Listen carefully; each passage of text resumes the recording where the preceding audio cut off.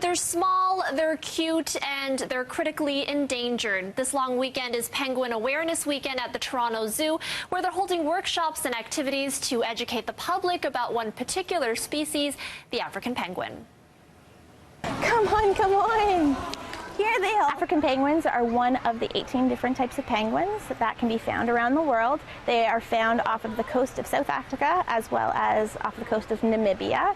And what do they do every day? They create nests, they waddle around, they go fishing in the ocean, and they're darn cute. So of the 18 different types of penguins out there, there's only a handful that actually live in the Antarctic. Most penguins actually come from warm climates. In the early 1900s, there were millions of these penguins, but over the span of a century, their population declined by a staggering 99%. Their eggs were collected as delicacies and their nests used as fertilizer. While those practices are now illegal, these days the population continues to decrease, mainly because of global warming.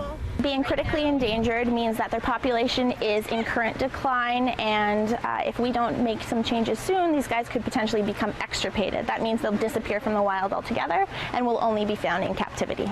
But there are things being done by environmental organizations to help boost African penguin populations. So that's a great example of one of the artificial nests that the organization Sandcob, a not-for-profit based out of South Africa, they put these artificial nests out there to give the African penguins a great spot to breed and help encourage basically breeding to increase the penguin population off the coast of South Africa.